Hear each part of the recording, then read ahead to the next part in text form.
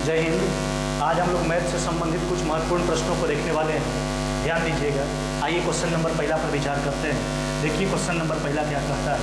कहता है कोई बक्सा जब रेत से भरा होता है तब उसका वजन 8.5 kg होता है, और जब आधा भरा होता है तो उसका वजन 5.5 kg होता है। खाली बक्से का वजन बताने के लिए कहता है। अब देखिए जब पूरा भरा है तो उसका वजन 8.5 kg है, तो 8.5 kg जो वजन है इसमें दोनों चीज़ है ना। 8.5 kg में आपका पूरा बक्सा का वजन है, पूरा रेत का वजन है। अब देखिए क्या कहता है, जब आधा भरा होता है, सोचिए आधा भरा हुआ है तब उस स्थिति में भी पूरा बक्सा का वजन है। अगर घटा किसी का वजन तो रेत का वजन घटा, तो आधा घटा है वह रेत आधा घटा है ना। तब सोचिए तब 8.5 से 5.5 हुआ, 3 kg घटा है। तो समझिए 3 kg जो घटा हुआ आधा रेत का वजन है, तो रेत का पूरा वजन कितना हो जाएगा, 3 गुना कितना 2। अब देखिए तो इसमें दोनों चीज़ का वजन था, बक्सा का भी वजन था और रेत का भी वजन था। अब इसमें रेत वाला वजन घटा ले रहे हैं तो 8.5 में से 6 चला जाएगा, कितना हो जाएगा आपका 2.5 kg है ना। तो इसका रिजल्ट हो जाएगा आपका 2.5 kg है ना। आइए क्वेश्चन नंबर दूसरा पर विचार करते हैं। अब देखिए क्या करता है। कहता है एक व्यक्ति जो है कुछ अंडा 5 रुपया में 3 की दर से खरीदता है और उसको जो है 12 रुपया में 5 की दर से बेच देता है ना। कहता है तदनुसार यदि उसे 143 रुपया प्राप्त करना है तो उसके खरीदे गए अंडों का संख्या कितना होगा। अब देखिए कहने का मतलब है कि उसको 143 रुपया का लाभ प्राप्त करना है, इसके लिए उसको कितना अंडा का व्यापार करना होगा, यही पूछा गया, कितना अंडा उसको खरीदना होगा। अब ध्यान दीजिएगा, तो आपको उसको जो लाभ कमाना है वह लाभ कमाना है 143 रुपया का। कितना अंडा का व्यापार करना होगा, कितना अंडा उसको खरीदना होगा, ये हमसे पूछा गया है। हम क्या करेंगे, पूरा लाभ में एक अंडा पर जितना रुपया का लाभ होगा उससे भाग लगा देंगे। अब देखिए एक अंडा का विक्रय मूल्य देख लीजिए, तो एक अंडा 12 रुपये में 5 की दर से बेचता है। एक अंडा का विक्रय मूल्य 12 बटा कितना 5। अच्छा, जबकि एक अंडा का क्रय मूल्य पर विचार कर लीजिए, 5 रुपये में 3 की दर से खरीदता है। एक अंडा का क्रय मूल्य 5 बटा कितना हो जाएगा 3। अब इसको हल कर लीजिए आप है ना, तो हो जाएगा आपका 143 है ना। अब देखिए इसका लॉसा हो गया 15, पलट के ऊपर चला जाएगा 15 है ना। अब नीचे सोच लीजिए आप है ना, नीचे हो गया 36 में से 25 चला जाएगा, ये हो जाएगा आपका 11। 11 से काट लीजिए, 11 से कट गया आपका 13 बार में 15 गुना 13 है ना। ये कितना हो जाएगा आपका 195। कितना हो जाएगा आपका 195। कहने का मतलब है अगर उसको 143 रुपया का लाभ कमाना है तो उसको 195 अंडा खरीदना होगा, यानी 195 अंडा का व्यापार करना होगा उसको है ना। आइए क्वेश्चन नंबर तीसरा पर विचार करते हैं। देखिए क्या कहता है। कहता है एक दुकानदार जो है वह क्रय मूल्य से 40% अधिक पर जो है अपने माल को अंकित करता है। कहने का मतलब है दुकानदार जो है कोई वस्तु खरीदता है और उसका लेवल यानी उसका जो मार्केट प्राइस अंकित करता है, अंकित मूल्य जो उसका अंकित करता है वह लागत कीमत से 40% ज़्यादा और अंकित मूल्य पर 25% का डिस्काउंट देता है। कहने का मतलब है कीमत 40% बढ़ा के रखता है, लेकिन जब बेचने का बारी आता है तो 25% का डिस्काउंट देता है ना। तो उसका हानि का प्रतिशत, लाभ या हानि का प्रतिशत आपसे पूछा है। अब देखिए क्या कहते हैं, दुकानदार का क्रय मूल्य को हम मान लेते हैं कितना 100। अब देखिए दुकानदार जो कीमत 40% बढ़ा के रखा, कीमत कितना रखा 140 है ना। अब कहता है अंकित मूल्य, यही उसका हो गया। अब इस पर डिस्काउंट हमेशा मार्केट प्राइस पर ही दिया जाता है ना। कोई भी दुकानदार जो है छूट अपना घर से नहीं देता है, छूट देने के लिए कीमत को बढ़ा करके रखता है जिसको मार्केट प्राइस बोला जाता है। अब देखिए 25% का डिस्काउंट देता है, कितना हो गया आपका 75 बटा कितना हो गया 100 है ना। अब इसको काट लीजिए, कट गया 25 से 3 बार में कट गया आपका 4 बार में। इसको काट लीजिए, 4 से कट जाएगा आपका 3 बार में, कट गया 5 बार में, तो 35 गुना 3 कितना हो गया आपका 105। अब देखिए तो 100 रुपया क्रय मूल्य था, 105 रुपया विक्रय मूल्य हो गया। तो 100 के केस में अगर क्रय मूल्य 100 है तो जितना ज़्यादा वही लाभ प्रतिशत, जितना कम वही हानि प्रतिशत। तो यहाँ तो 100 से 5 रुपया ज़्यादा है, यानी कहने का मतलब 5% का क्या हो जाएगा उसको लाभ है ना। क्या हो जाएगा 5% का लाभ। आइए अगला क्वेश्चन पर विचार करते हैं। देखिए क्या कहता है किसी मूलधन पर 2 वर्षों का साधारण ब्याज 2800 रुपया जबकि चक्रवृद्धि ब्याज 2996 रुपया है। ब्याज का दर पूछा। देखिए 2 साल का साधारण ब्याज दिया है, मूलधन एक ही है ना, दर भी समान है, लेकिन 2 साल का साधारण ब्याज 2800 जबकि चक्रवृद्धि ब्याज 2996 आपको दर बताना है। देखिए कुछ नहीं करना, ध्यान दीजिएगा, एक तरफ लिखेंगे हम SI है ना और एक तरफ लिखेंगे CI। अब देखिए सोचिए थोड़ा बात को, तब 2 साल का साधारण ब्याज 2800, साधारण ब्याज जो होता है वह हर साल का बराबर होता है ना। तो तो देखिए तो 2800 है 2 साल का, तो प्रत्येक साल का कितना कितना हो जाएगा 1400 रुपया, है ना। तो 1400 रुपया हो जाएगा प्रत्येक साल का। अब ध्यान दीजिएगा, अगर प्रिंसिपल समान है दोनों केस में, CISI दोनों केस में, है ना, साधारण ब्याज की स्थिति में भी और चक्रवृद्धि ब्याज की स्थिति में प्रिंसिपल बराबर है, रेट भी बराबर है ना। तो पहला साल जितना साधारण ब्याज होगा उतना ही चक्रवृद्धि ब्याज होगा। अंतर उसके अगला साल से होता है कि चक्रवृद्धि ब्याज ब्याज पर ब्याज जुड़ता है, जबकि साधारण ब्याज में ऐसा कोई बात नहीं होता है। साधारण ब्याज में जो प्रिंसिपल होता है हमेशा वही प्रिंसिपल का काम करता है ना। तो चक्रवृद्धि ब्याज में जाएंगे तो पहला साल दोनों बराबर होता है, जितना साधारण ब्याज उतना चक्रवृद्धि ब्याज। तो अगर 1400 रुपया साधारण ब्याज है तो 1400 रुपया चक्रवृद्धि ब्याज भी होगा पहला साल। अब देखिए 2 साल मिला के चक्रवृद्धि ब्याज 2996, तो पहला साल हो चुका है 1496, अब 1400, तो पहला दूसरा साल कितना हो जाएगा 2996 माइनस में 1400, यानी 1500 कितना हो जाएगा आपका 96। अब यहाँ पर देखिए आप, तो पहला साल 1400, दूसरा साल 1596, है ना, यानी कितना बढ़ गया है, तो ये जो बढ़ा है आपका वह बढ़ा है 196 रुपया। अब देखिए आपको रेट बताना है, तो देखिए 196 रुपया जो बढ़ा, काहे बढ़ा, 196 रुपया बढ़ने का कारण है चक्रवृद्धि ब्याज ब्याज पर ब्याज लेता है, यानी 196 रुपया जो होगा वो पहले का ब्याज होगा। तो 196 रुपया ब्याज है, किसका ब्याज है ना, इस 1400 का ब्याज है ना, एक साल में। चलिए अब इसको काट के हटा दीजिए, ये भी कट जाएगा, 14 से 14 बार में काट लीजिए। आपसे रेट पूछा था, रेट हो जाएगा आपका 14%, है ना, रेट कितना हो जाएगा आपका 14%, यही पूछा गया था। आइए अगला क्वेश्चन पर विचार करते हैं। देखिए कहता है 2 घड़ी का जो क्रयमूल्य है वो 840 रुपया है। एक घड़ी को 16% के लाभ पर तथा दूसरा को 12% के हानि पर बेचा जाता है। पूरा सौदा में न लाभ होता है न हानि। तो कहता है उस घड़ी जिसे दुकानदार लाभ पर बेचता है उसका क्रयमूल्य बताना। अब ध्यान दीजिएगा, देखिए 2 घड़ी का बात किया गया, दोनों का क्रयमूल्य 840 है।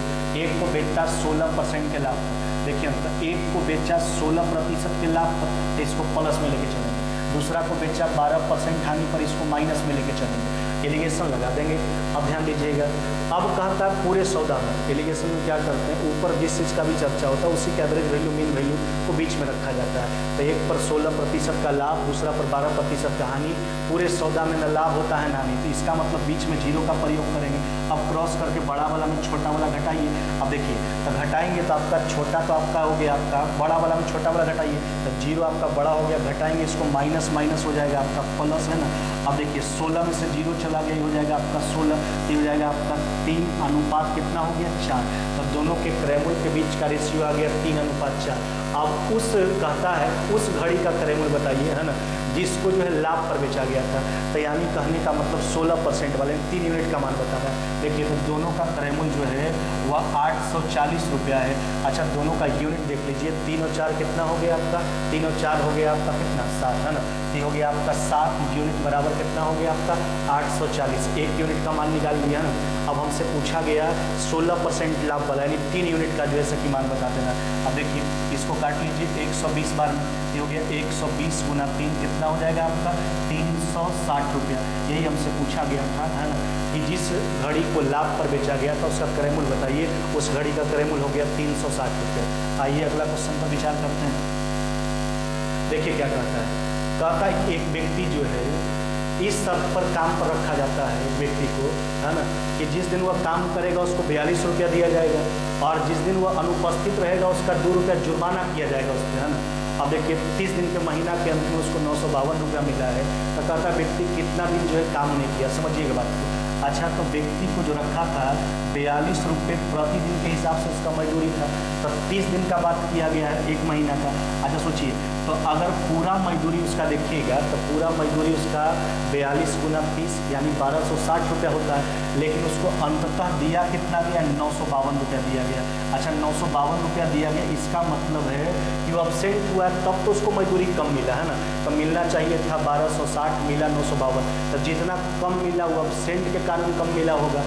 अब देखिए तो ये जो राशि घट के आएगा वो अपसेंट के कारण उसका राशि कटा है। अब 1 दिन अनुपस्थित रहने पर उसका कितना रुपया खत्म होता है, कितना रुपया कटता है समझिए। तो अगर काम पर नहीं आया तो 42 रुपया तो पहले वो उसका कट जाएगा, उसके बाद जिस दिन नहीं आएगा 2 रुपया उसका जुर्माना लग जाएगा, यानी एक अनुपस्थिति पर 44 रुपया उसका कटता है। तो जितना रुपया कटा है उसमें एक अनुपस्थिति पर जितना रुपया कटता है उससे भाग लगा दीजिए, है ना। तो देखिए 1260 हो गया, अब माइनस में कितना हो गया आपका 952, है ना। तो 1260 माइनस में 952 48, है ना। तो हो जाएगा आपका 300 कितना हो गया 8, है ना। अब बटा कितना हो जाएगा आपका 44, है ना। अब इसको काट लीजिए, कट जाएगा आपका 7 बार में, आपका रिजल्ट कितना हो जाएगा 7 दिन। 7 दिन यानी कहने का मतलब है वह व्यक्ति जो है काम कितना दिन नहीं किया, तो 7 दिन नहीं किया, यानी 7 दिन अनुपस्थित रहा है। आइए नेक्स्ट क्वेश्चन पर विचार करते हैं। देखिए क्या कहता है, कहता ए की आय बी की आय से 50% अधिक है ना। कहता यदि ए की आय में 40% का वृद्धि हुआ और बी की आय में 90% का वृद्धि हुआ, तो कहता उसकी संयुक्त आय में कितना प्रतिशत का वृद्धि होगी। देखिए बात समझिए। अच्छा देखो, बात एक्चुअली ए और बी का है ना। कहता ए की आय बी से 50% ज़्यादा, अगर इसका इनकम 100 है तो इसका कितना हो जाएगा 150। अब आगे देखिए क्या कहता है, ए का इनकम 40% बढ़ता है तो 150 का 40% हो जाएगा 60, है ना। तो ये बढ़ के कितना हो जाएगा आपका 210, है ना। और देखिए क्या कहता है, बी का जो इनकम है वो आय जो है 90% बढ़ता है, ये कितना हो जाएगा आपका 190। अब हमसे कहता है उसकी संयुक्त आय में कितने प्रतिशत का बढ़ोतरी होगा। अब देखिए, तो पहले दोनों का संयुक्त आय पर विचार करते हैं, अभी विचार करेंगे। तो पहले दोनों का संयुक्त आय जो था वो कितना था आपका 250, है ना। जबकि अभी दोनों का जो संयुक्त आय है ना, तो 210 और 190 कितना हो गया आपका 400, है ना। तो इसी में बढ़ोतरी का प्रतिशत पूछा है। अब देखिए ना, तो पहले दोनों का संयुक्त आय था 250, अब हो गया 400, है ना। यानी बढ़ोतरी कितना का है 150 रुपया का वृद्धि है। तो जिससे तुलना करेंगे उसको नीचे रखेंगे, 150 जो 250 का कितना परसेंट है। चलिए अब इसको हल कर लीजिए, 50 से काट लीजिए 4 बार में, है ना। 50 से काट लीजिए इसको 2 बार में, है ना। 50 से काट लीजिए 2 बार में, 50 से कट जाएगा 5 बार में, 5 से काट लीजिए 30 बार में, 30 गुना कितना हो जाएगा आपका 60%, है ना। 60%, है ना। आपका उत्तर आ जाएगा 60%, यानी दोनों का संयुक्त आय जो है वो बढ़ा है 60%। आइए अगला क्वेश्चन देखते हैं। देखिए क्या कहता है, कहता ए बराबर 4.965, बी का मान दिया गया 2.343 और सी बराबर 2.622, है ना। और हमसे कहता a cube minus b cube minus c cube minus a b c का मान पूछा। अब देखिए ऐसे प्रश्न में होता क्या है कि तीनों में से एक मान ऐसा होता है जिसका मान जो होगा अन्य दोनों के योग के बराबर होगा। या तो ए का मान बी और सी के योग के बराबर देता है, ऐसा ही प्रश्न पूछा जाता है। या तो बी का मान ए और सी के योग के बराबर होता है, या तो सी का मान ए और बी के योग के बराबर होता है। यहाँ पर ए का मान देखिएगा बी और सी के योग के बराबर है। तो यहाँ पर अगर वैसे लिखे प्रश्न को, है ना, ए को अगर हम लिख देते हैं माइनस में ए, है ना, और बी को बी रहने देते हैं और सी को सी छोड़ देते हैं, तब तीनों का जोगफल 0, बी और सी को प्लस में ए को माइनस में ले लिए हैं। और अब देखिएगा इसको हम पूरा को ए के रूप में देखें, इसको बी के रूप में देखें, इसको सी के रूप में देखें, तो a plus b plus c बराबर 0 है। तो a plus b plus c बराबर 0, तो a cube plus b cube plus c cube का मान क्या होता है 3abc, है ना। अगर a plus b plus c बराबर 0 तो उस केस में a cube plus b cube plus c cube बराबर 3abc। अब इसका क्यूब करेंगे तो हो जाएगा माइनस में ए क्यू, है ना, ये हो जाएगा आपका प्लस में बी क्यू, ये हो जाएगा प्लस में सी क्यू, अब बराबर में 3abc गुना कीजिए, तो 3 में माइनस ए गुना बी गुना सी, ये हो जाएगा माइनस में 3abc, है ना। अब देखिए सबको उधर भेज दीजिए, तो उधर भेजिएगा तो हो जाएगा आपका ए क्यू माइनस में बी क्यू माइनस में सी क्यू, 3abc तो माइनस में है ही 3abc, है ना। तो इधर कितना बच जाएगा 0। यही आपसे पूछा गया था, आपका रिजल्ट कितना हो जाएगा 0, है ना। आइए अगला क्वेश्चन पर विचार करते हैं, ध्यान दीजिएगा। कहता है त्रिभुज ABC का बात किया गया है, इसमें कहता है साइन A प्लस B/2 का मान बताना है। अच्छा अगर हम बात करते हैं त्रिभुज ABC का, तो आप देखिए ना, त्रिभुज ABC का बात कीजिएगा तो कोई भी त्रिभुज का बात जब करेंगे तो उसके तीनों कोनों का योग कितना 180, इसको पाई रेडियन लिखेंगे, है ना। त्रिभुज के तीनों कोनों का योग कितना हो गया आपका 180। अब हम लिखेंगे इसको यहाँ से, ध्यान दीजिएगा, A प्लस B बराबर क्या लिखेंगे पाई माइनस में कितना सी। अब देखिए हमको A प्लस B/2 पर जाना है, तो अगर भाग देते हैं 2 से तो ये भी 2 से भाग लगा दीजिए, इधर भी दोनों तरफ 2 से भाग लगा दीजिए। अब इधर साइन का प्रयोग, दोनों तरफ साइन लगा देते हैं, ध्यान दीजिएगा, तो साइन लगाइएगा, ये हो जाएगा आपका साइन A प्लस B/2। अब देखिए ना, अगर इधर हम साइन का प्रयोग करते हैं ये हो जाएगा sine 90 minus theta, sine 90 minus theta क्या हो जाएगा कॉस थीटा, ये हो जाएगा आपका कॉस सी वाई कितना हो जाएगा 2, है ना, कितना हो जाएगा कॉस सी वाई 2, आपका उत्तर हो जाएगा ऑप्शन नंबर ए, है ना। आज की वीडियो में बस इतना ही, मिलते हैं नेक्स्ट वीडियो में।